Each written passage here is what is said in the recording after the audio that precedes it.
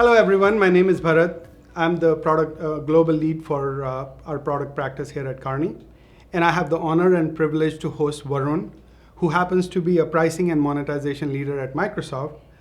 His background spans retail and B2B, i.e. B2C and B2B. And we'll talk about how does he think about pricing, be it consumer pricing, be it B2B pricing, be it services pricing or product pricing. So the interesting part is he spans pretty much multitude of all the businesses that exist. So Varun, welcome to PERLab. Thank you so much, Bharat. It's a pleasure being here. Thank you. Look forward to talking. So tell us about, you've been in this business for a while now. How do you define your pricing philosophy? Before we even get into services and products, like what are the things that come to your mind when you go about pricing for something? And if you may, even add a little bit color on what has shaped your philosophies around that. Because we all know the cost plus and value plus, it's easy to talk. Right. But trying to make it happen and stick, not that easy. Not at all easy. That's your problem. And I think that's really what makes it fascinating, and that's really what I've built my career on. I think at the very core, pricing is really about charging for the value you're creating. And that value definition is really where all that game is played out. How do I define value? If I can't define my value very well, it's going to lead me into some of the things that I may not find desirable down the line, like cost plus you mentioned and so on. I think the way I've thought about pricing and my philosophy of pricing is that really thinking about it in two axes almost.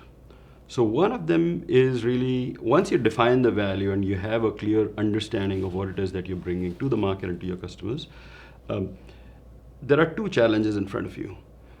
And I think people over-index on one of them, which is really defining the sticker number, right? What is it that I'm going to charge? And that really becomes sort of the function of pricing, or is thought of broadly as the function of pricing.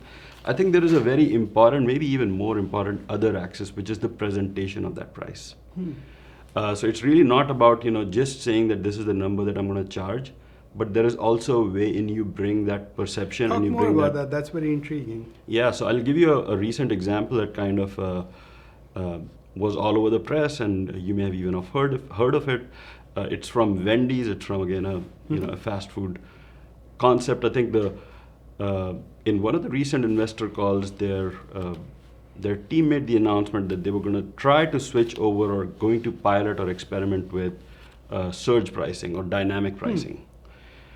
Now, what dynamic pricing really is just varying your prices by either the customer or by the time of the day. It's not an unknown concept at all. Even in the food industry, you have equivalent things like happy hours, where 4 to 6 p.m. you're going to get your beverage for cheaper. Yes. Arguably, that's dynamic pricing. But the way the market received that information sent shockwaves through not just the pricing community, I guess, even burger aficionados or anybody who really cares about food in general. Hey, dynamic pricing is coming for restaurants now. Uber is coming for restaurants, right? Like that became the soundbite, and that I think is the presentation axis. That is very interesting. Maybe I put you on the spot. How would you have handled it? I think I've spent quite a bit of time actually with dynamic pricing. When I worked with Sears, we were one of the two, other than Amazon, at that point in time. We got a lot of positive press for it as being the two most dynamically priced retailers. Okay. We were flipping our prices many times a second. So that's as dynamic and volatile as it gets. I think there is a certain expectation or a certain presentation that you have to really care about when you're talking pricing. In the area of retail, it's kind of generally, especially on online retail or e-commerce, there is so much price transparency. It's kind of understood that there will be dynamic pricing. If I go to the site right now, I might get a different price than what I might get tomorrow. You don't expect that with burgers. You certainly don't expect that between morning and afternoon. Or it's raining, it's more expensive. If it's hot, it's not expensive. So the way I would have handled that situation, and I'm pretty sure that's, I'm not privy, but I think if this discussion's going on, my money would be, could we frame it the opposite way? So instead of saying we're going to dynamically price up and down, could you convey it as, hey, we're going to find ways to give you more values at different times away, exactly, so that you don't, Yeah. so that you get the best of what you're looking for at a Yep. reasonable price. Very cool. Okay, that brings me to my next question. I mean, you've done this before in many places. Help us understand hard product is a physical product. No matter how much we say value pricing, the blah, blah, blah, there is a cost factor always there. You have a baseline, right? Of So you course. can play around with that, do your gross margin and all the good stuff. Services is like a little bit magic out there. You know, Mhm. you can count R&D, you cannot count R&D, all the kind of good stuff. So I'm gonna stop because I don't want my ignorance to show. Help me understand, how does somebody like you sitting behind hundreds of billions of dollars of pricing on solutions or services think about that, both from a product angle and a services angle? Or maybe in general, how should one think about it, or how do you think about it? Yeah, let's talk about it in general terms. Mhm. So first of all, I'll start by saying you're very well informed, first of all. So, if you have more things to add, please do continue adding those. I think for services pricing, in my experience, I've done this with healthcare and many other places. I think it really comes down to clarifying the value. Mhm. Again, I'll just repeat that word, because with a hard product, the value is really easy and tangible to Tangible. look at.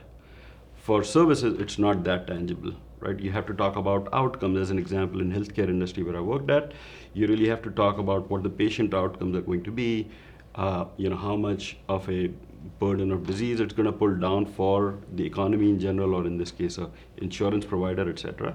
And there are some quantifications you can do. Uh, at the same time, in services, you really want to tangibilize as much as possible things that are really intangible. And that's where you see a lot of effort from marketing go in. Pricing really follows in those situations what marketing can do in terms of crystallizing the value. Yep. Cool. And what about products? Um, Is it just like always in the back of everybody's mind, what's my cost and what can I compare with competitors? Or is there potential to really start pushing the value piece? Luxury is a different story. That's fashion. yeah, I think it depends on how big of a moat do you have. Tell me. Right. So as an example, if That's you an interesting way to look at it. How big of a moat you have. Okay. Go yeah, I ahead. mean, what I mean by, again, just simplifying that is, how differentiated are you from your competitors? Is it easy for your product to occupy a mind space that others can't easily occupy? I think the most easy example here might be, I would even actually take a less easy example here, would be Patagonia. Mhm. Right? They have a very well-defined position. There are very few players who are able to get into that position, and because of that, Patagonia They get is their able moat. to. They Yeah, I can exactly, see they can that. charge for that. Yes. And then they But can how be. do you yeah. actually at that point of time figure out, okay, so let's take it, $120 Patagonia. Yeah. We have a lot of buyers for that. Sure. But when it started, it could have fallen oppositely too. When people say you're exorbitantly charging me, the narrative could be they are trying to exploit this whole sustainability or natural, all this stuff. But Yes. it was received at nope, that is like more our generational, socially responsible and all that kind of stuff. So I get your point about presentation. How does the customer and sometimes consumer or somebody who's paying for it comes into the picture? How do we take their views? Now, on one hand, the traditional wisdom would be no customer wants to pay for anything, which is wrong. It's been proven over and Right. over again. People pay $1,500 for a phone today. Yeah. I mean, 10, 15 years ago, when I was at Motorola, we thought nobody was going to pay more than $100 for it. Right. So that's not true that people don't like paying, Right. but sometimes you get turned off. How do you reconcile with that? How do you study that? Yeah, I think in my head, that's really not been a big problem, Okay. honestly. And I think the reason for that is,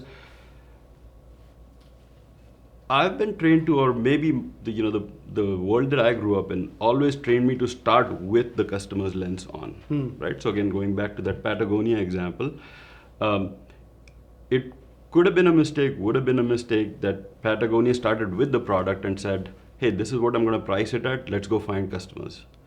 I think the better approach, which is what they would have taken, my guess, I'm not, again, a Patagonia guy, but would be that they started with defining the kind of customers who would share these values with them, Got it. and then be able to Put a charge product them. for that.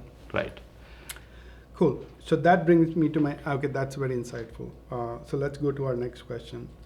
Now, this is where, traditionally we've seen how products and services, it's hard to even grasp the complexity that somebody goes through. Like we make fun of the airlines, but I feel for those poor people. They have to continuously rethink their pricing. Right. So when you are thinking about a product or a service, what are the factors that come into picture as you go about pricing it? Yeah, I think I'm actually trying to think of a shorter list, which is the factors that you don't think of when you're thinking of pricing. Go for it. I actually can't think of anything that you won't think of. Okay. At least the way it's coming out, it's a list of 0 things on it. Let's just take the airline example, right? I think they don't really call it even pricing. In that industry, it's called revenue management, because what they're dealing with is a fixed sunk cost item that's got a perishable life. Once the aircraft takes off, you can't charge Can't do anything about anything. Yeah. And so what you're looking for is the costs. You're looking for the capacity. Your route planning takes into account, that cost and capacity. You're take into account, competitors on that route. So this is again like everything your company is good at, plus your competition's good at, and then given those two, the mix of those two, what can I charge my customers? And then you'll start to look at the costs, and then can I really make some money here? Yeah. And what can I do a little incrementally, a little differentially, so that I can charge these customers a little more, and then these other customers a little different, and have my planes be flying full. So it really is. I mean, this is really why I love pricing, because there's hardly anything that it does not touch. Design, sustainability, everything that we've been talking about in the panels this morning, all of that goes into product differentiation. So here's a trick question for you. Go for it. If you had a choice, what would you price? A service? Actually, let's just call it service. Would you price airlines? Would you price a service, or would you price a hard product? That's a real tough one. That's a real tricky one. Because the complexity that goes into both services and airlines is just mind-boggling. Yeah. Yeah. All right, pick one. Gun to my head, I would say I actually do enjoy services pricing a lot. And I think the special delta or challenge on top with services pricing is you really have to work very hard at crystallizing your value and crystallizing, what is that special area that you occupy in a customer's mind without having something tangible. So it's not just an art, it's a lot of strategy going on. It's a lot of strategy, but there is a significant piece of art, because if you get that right, if you are able to find that spot, it's really hard for any competitor to then come and change that. You create your own moat. That's right. And so that's sort of the holy grail or promised land for people like me to find Makes that sense. moat. Super. Well, you didn't dodge the trick question. So Varun, we know Microsoft does a phenomenal job at it. I mean, there's a reason where they are. And they're back in the 2000s, I heard a lot of people complain about, they don't do this, they don't do, the Office Windows and all. We don't even hear that anymore. But nobody ever complained about them not being a reasonable charger or a pricer. I mean, that was never an issue. And people who were going to pirate, they were going to pirate anyway. But that all has changed now. I have not heard anybody say that Microsoft pricing is unreasonable. That means you guys are making a lot of money and people find value in it. So we're going to keep Microsoft out of this next question. That is why the long caveat. You guys are good. We know that. What are some examples of pricing? Could be product, could be services in your career that you have seen and you were like, wow. Either you were inspired them or you were just fascinated with them.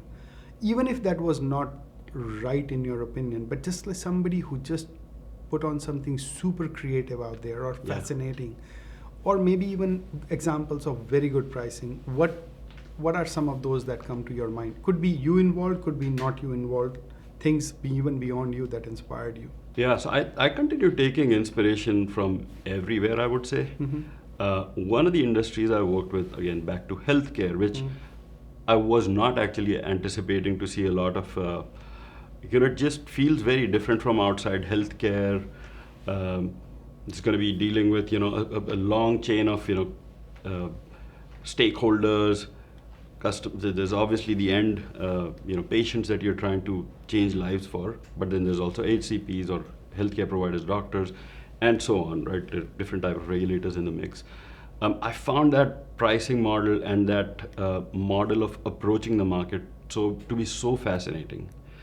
Because it's a fixed cost business. You're doing a lot of R&D coming up with the product, And a lots lot of risk humans being involved in taken, there. lots of humans involved, come up with a product, and then you're going to have to market it very differently in each individual market.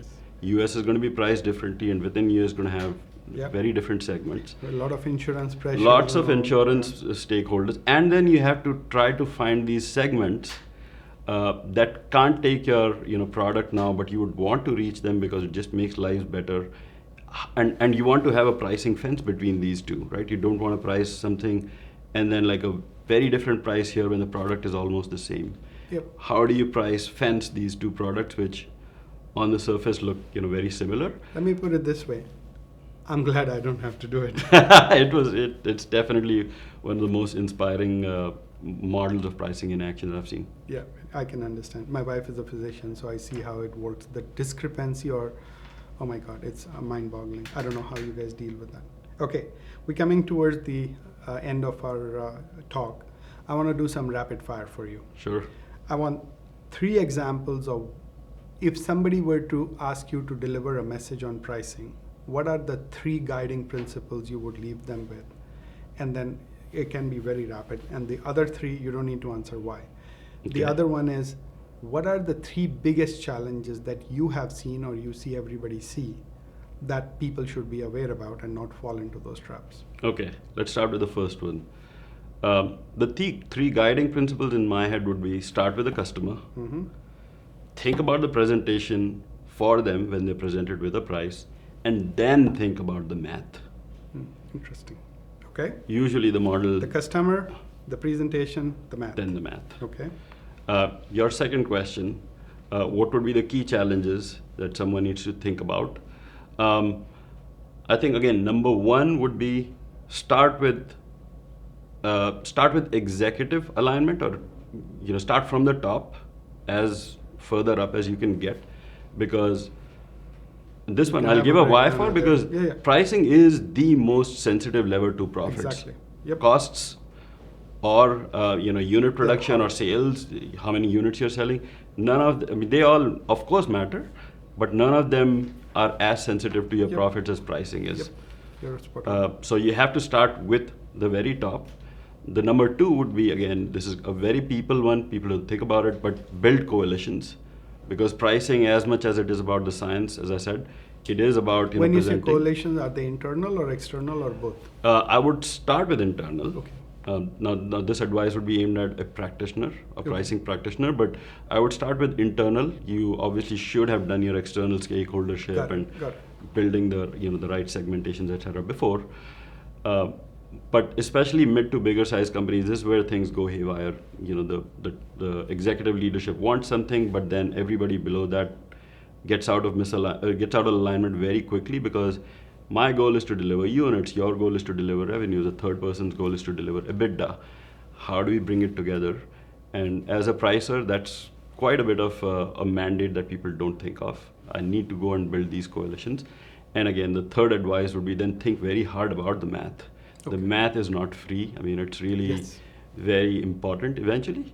And yeah, I mean, as I'd say 60-70% of the work is math, but the 40% of the leadership work comes first. Cool. Varun, thank you for this inspirational and exciting chat. Folks, that was the most succinct crash course I've seen in pricing, from services to products to B2C to B2B. I would love to thank Varun. Thank you again for coming. Thanks so much, Bharat. This was amazing.